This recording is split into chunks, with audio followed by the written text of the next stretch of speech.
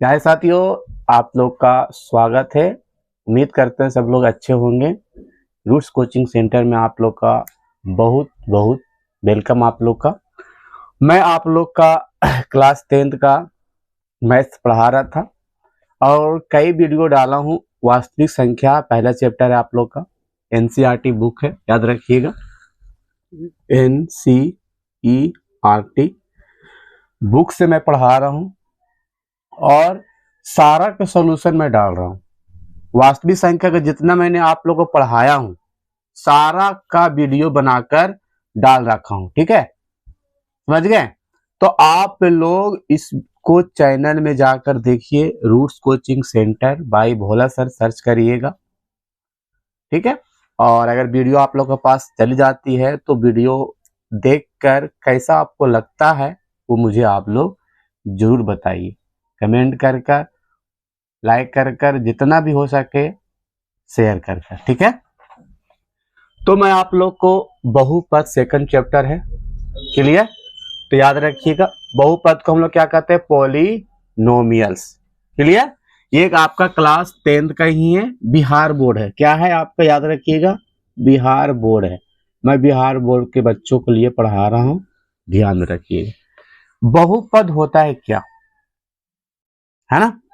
Question ये है कि बहुपद होता है क्या, क्योंकि बहुपद पहचानने के लिए एग्जाम में आता है। बिहार बोर्ड एग्जाम जब लेता है तो क्वेश्चन देता है कि इनमें से बहुपद को पहचाने। तो पहले बहुपद को जानेंगे तब तो पहचानेंगे, और नहीं जानेंगे तो कैसे पहचानेंगे, क्लियर।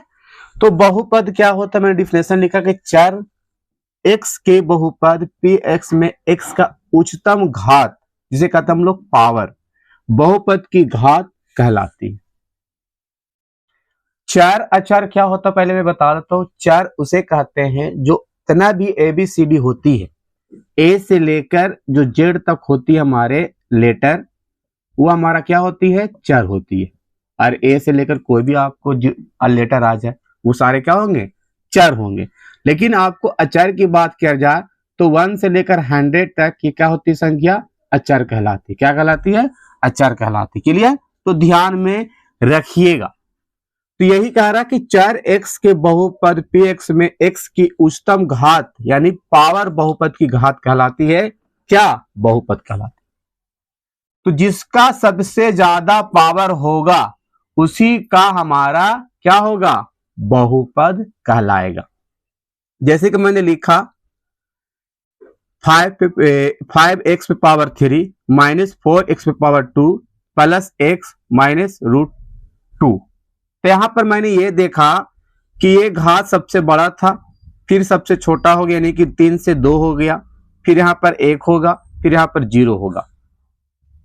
तो बहुपद हम उसे कहेंगे जिसका घात घटते जाए, जिसका घात पूर्ण हो जाए, यानी घटते घटते 0 हो जाए, वो कहलाएगा आपका बहुपद।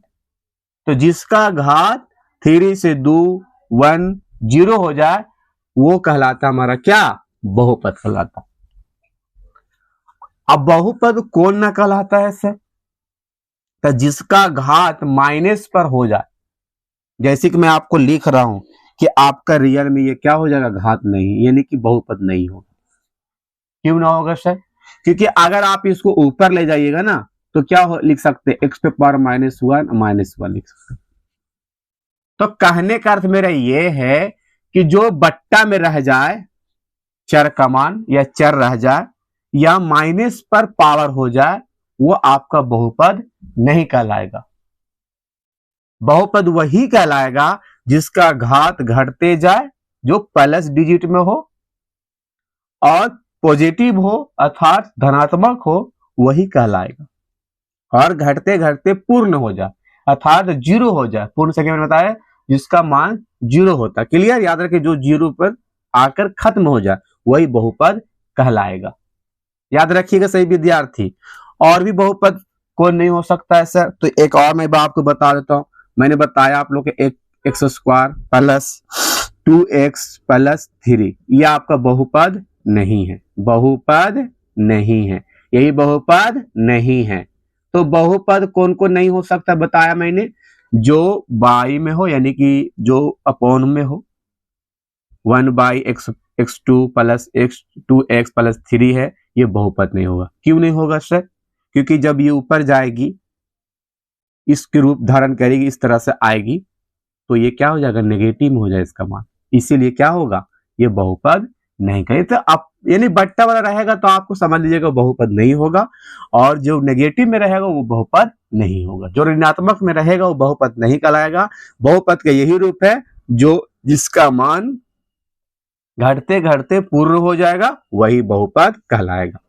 तो बहुपद पहचानने में कोई दिक्कत सभी को नहीं ना? तो बहुपद पहचान सकते हैं आप लोग आराम से, देख लीजिएगा, बना लीजिएगा क्वेश्चन, और भी होगा आपको एनसीईआरटी बुक्स में। लेसन चैप्टर दूसरा है आपका, याद रखिएगा, चैप्टर सेकंड में। क्लियर? इसी में आता है रैखिक बहुपद क्या होती है। मैंने बहुपद के बारे में समझाया, बहुपद का भी और भी इसमें विखंडन कर दिया कि रैखिक बहुपद क्या होती है। रैखिक बहुपद क्या होती है? तो रैखिक बहुपद उसे कहते हैं जिसका घात एक होता है।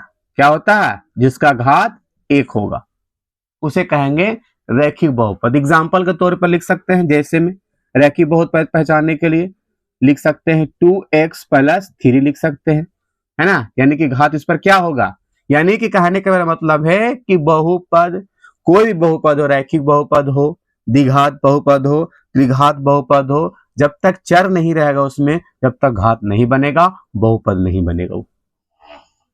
क्लियर? तो याद रखिएगा, जैसे कि मैंने लिखा है यहाँ पर 3x+4 भी लिख सकते हैं, और भी कुछ लगते हैं 5x+3 लिख सकते हैं, कुछ भी लिख सकते हैं।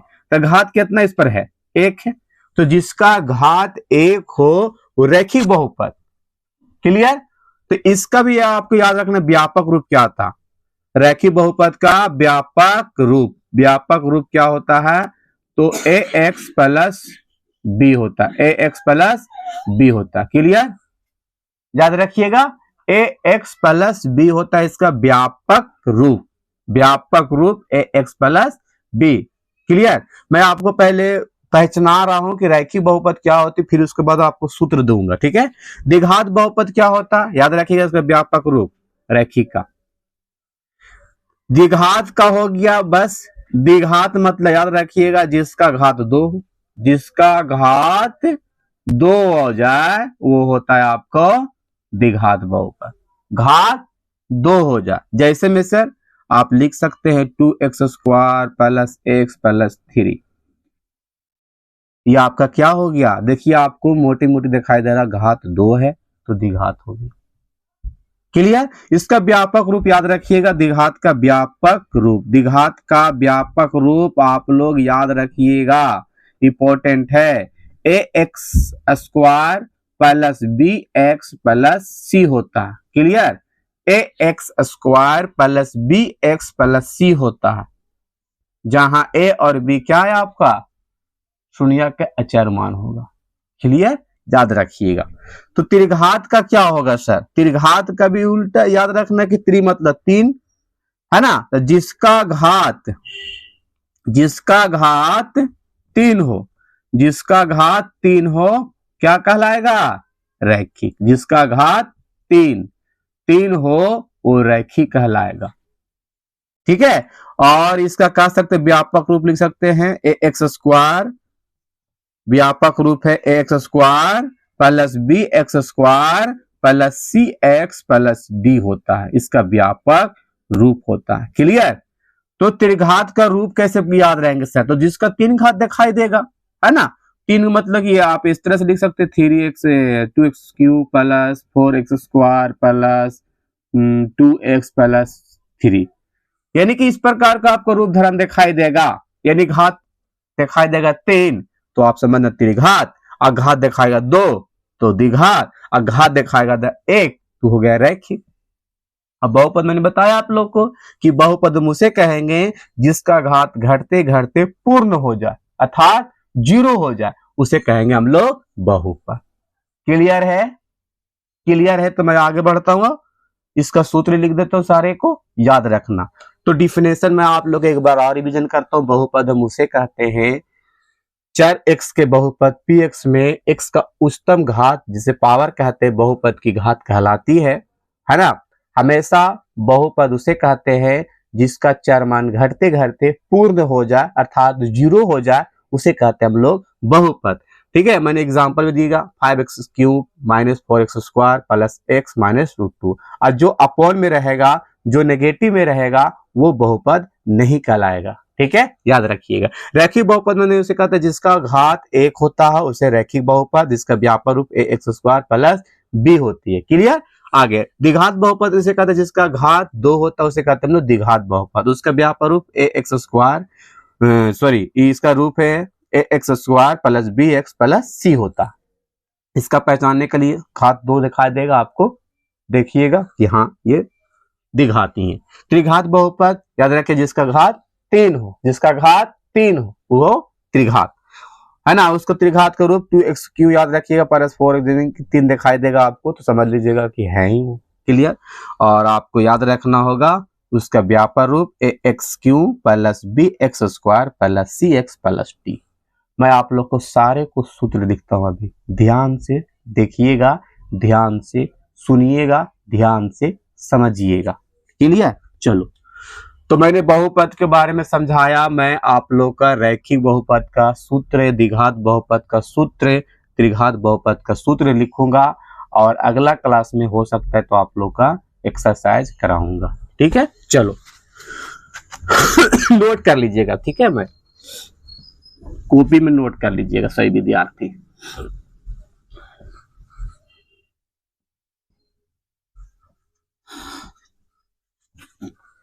रैखिक बहुपद का पहले हम लोग सूत्र याद रखेंगे।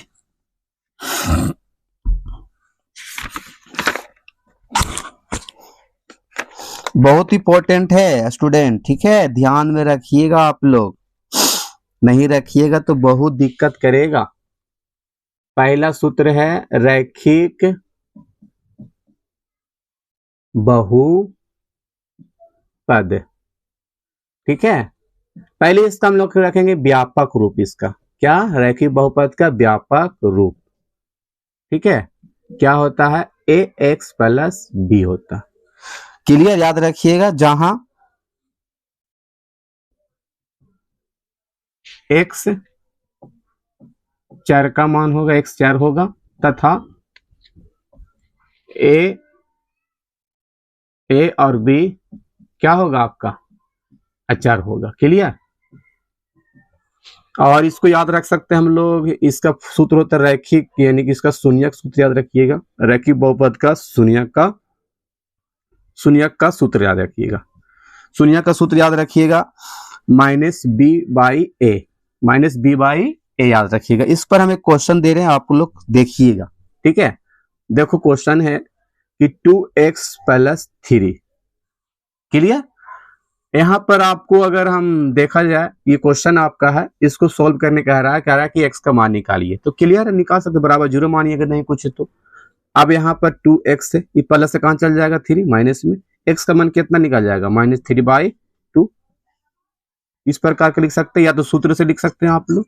देखिए सूत्र से कैसे लिखेंगे सर, इसको x यहाँ पर देखिए क्वेश्चन में लिख रहा हूं दोबारा, 2x लिखिए प्लस 3 लिखिए। आपका व्यापक रूप क्या है ax प्लस b है सर, ax प्लस b लिख दो। a के सामने कितना है सर, a के सामने 2 है। b के सामने कितना स्टूडेंट, b के सामने सर 2 है, तो लिख 3 है। आप जहां जहां जो पॉइंट है लिख दो। b के सामने कितना है सर 3 है, माइनस a के सामने कितना है सर 2 है, तो आपको ये शॉर्ट है। अब देखिए ये भी आंसर सेम है, ये भी आंसर सेम है। चाहे तो आप इसको समीकरण से बना लो, चाहे तो आप इसको सूत्र से बना लो, इसका मान तो जैसे आपको मन लगेगा बना लीजिए। तो सूत्र याद रखिएगा, शून्यक का सूत्र होता है -b/a। ये आप पर क्वेश्चन आएगा, बना लीजिएगा x का मान। ठीक है, निकालना होगा शून्यक, जरा कहते हैं x का मान अर्थात शून्यक निकालना। क्लियर। चलो उसी प्रकार में आप लोग का रैखिक मैंने बताया, आप बता तो द्विघात। तो देख लीजिए एक बार, मैं आपको फिर से रैखिक बहुपद का व्यापक रूप ax प्लस b है, जहां x चर है तथा a और b अचर है। शून्यक यानी कि -b/a मैंने निकाला, 2x क्वेश्चन प्लस 3 दिया बराबर 0 मैंने माना। मैंने समीकरण से पहले बनाया तो प्लस से मैंने माइनस में भेजा इसको, इसको मैंने क्या किया, x यानी गुना में 2 था, मैंने भागा में किया तो x माइनस 3/2।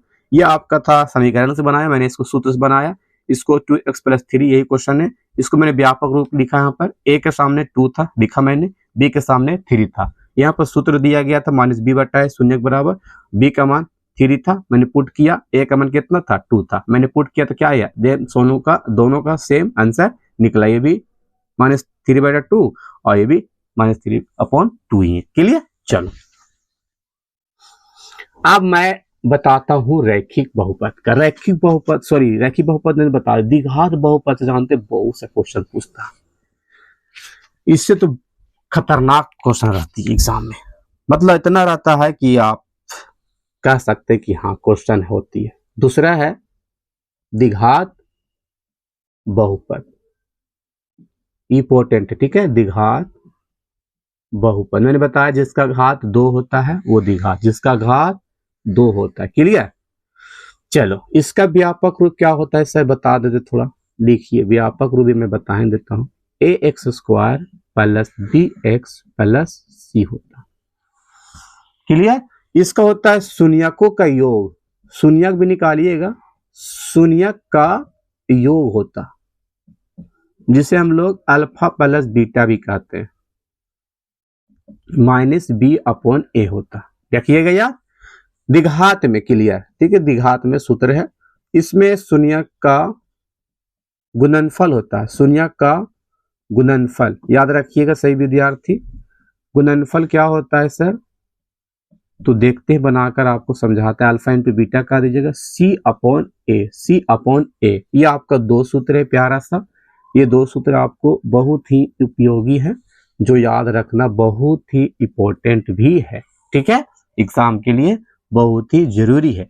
सर इस पर क्वेश्चन बना के आपको मैं दिखाता हूं, ध्यान से देखिएगा। क्वेश्चन हम लेते हैं इस पर, क्वेश्चन एक जो आप लोग को एक्सरसाइज से ही लेता हूं, आप कहते तो यहां से भी ले सकता हूं, जैसे आपको इच्छा है वैसे मैं ले सकता हूं। चलिए क्वेश्चन ले रहा हूं इस पर बनाने के लिए, x² - 3x - 4 लिया। क्लियर। देख लीजिए क्वेश्चन आपका है, ये कह रहा है शून्यक का, पहले तो निकालना होगा शून्यक, शून्यक निकालने के बाद आपको शून्यकों का योग निकालना होगा, फिर उसके बाद शून्यकों का गुणनफल निकालना होगा, ठीक है। तो पहले मैं आपको शून्यक निकाल के दिखाता हूं, तो शून्यक कैसे निकालिएगा देखिए। आप लोग 9th क्लास में पढ़े होंगे गुणनखंड, क्या पढ़े होंगे, गुणनखंड पढ़े होंगे 9th क्लास में। ये गुणनखंड विधि से मैं आपको शून्यक निकालता हूं, ठीक है। अब देखिए यहाँ पर x² है, -3x से -4 है, क्या गुणनखंड हो सकती है, मेरे हिसाब से तो लगता है होएगा नहीं गुणनखंड, ये है ना, गुणनखंड लगता है होएगा ही नहीं, गुणनखंड नहीं होगा तो याद रखना होगा आपको इस चीज को लेकर, गुणनखंड जिसका नहीं निकलेगा, चलिए गुणनखंड नहीं निकलेगा तो उस पर हम नहीं पहले, जिसका शून्यक नहीं निकलेगा शून्यकों का योग भी नहीं निकलेगा। अगर शॉर्टकट के अगर रूप में देखा जाए इसको तो देख लीजिए, थोड़ा सा देख लीजिए।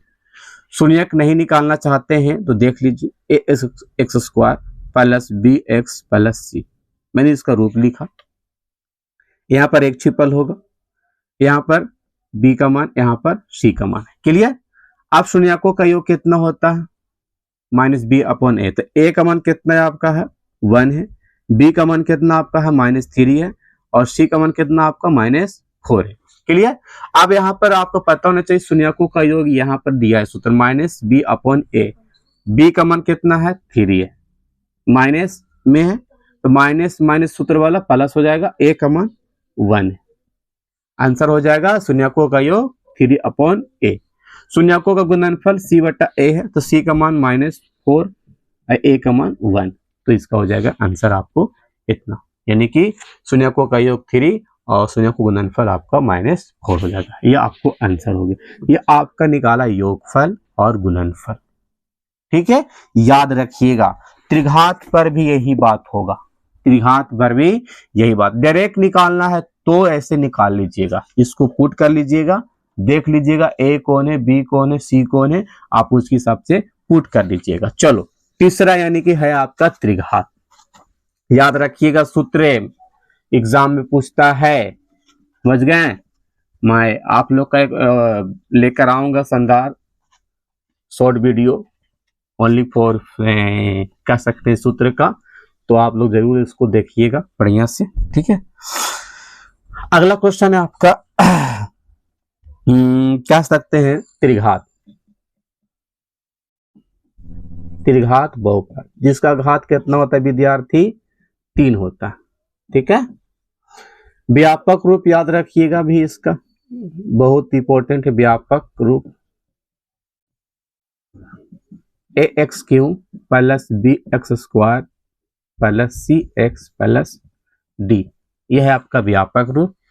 और शून्यकों का योगफल भी याद रखिएगा, शून्यक का योगफल त्रिघात बहुपद के लिए क्या होता है, वही होता माइनस बी बटा ए होगा। शून्यक का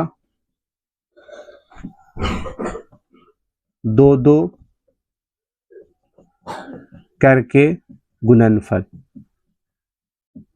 क्या ले होता है, किसी को याद है बताइए, नहीं याद, सी अपॉन ए होता। शून्यक का गुणनफल क्या होता है आपका, तो माइनस डी अपॉन ए होता। यह आपका 3 सूत्र इसमें है, 2 सूत्र उसमें, 1 सूत्र उसमें, यानी कितना टोटल हो गया, 2 3 3 3 6 हो गया। तो 6 सूत्र आपको याद रखना होगा, इंपॉर्टेंट है ये। शून्यक का योग माइनस बी अपॉन ए, शून्यक का 2 करके गुणनफल सी बटा ए, और शून्यक का गुणनफल माइनस डी बटा ए। इस पर आपको क्वेश्चन देते हैं और निकाल के आपको हम दिखाते भी हैं कि कैसे आपको निकलता है इसका परिमाण, ठीक है। देख कहां पर क्वेश्चन है, निकाल के मैं आपको बता ही देता हूं। टेंशन समाप्त आपका भी हो जाएगा, टेंशन खत्म हो जाएगा, समझने का भी और समझना भी नहीं रहेगा, तो आपको पता चल जाएगा कि हाँ इस प्रकार का बनते हैं। क्लियर, चलो देखते हैं, यहाँ पर दिया है, हाँ सही लिखा हुआ है आपका सूत्र। क्लियर, चलो इसका है कह सकते हैं क्वेश्चन दिया है, क्वेश्चन मैं आपको लिख देता हूं। त्रिघात बहुपद का क्वेश्चन है 3x Q minus 5x square, clear, और माइनस 11x है और आपका माइनस 3 है।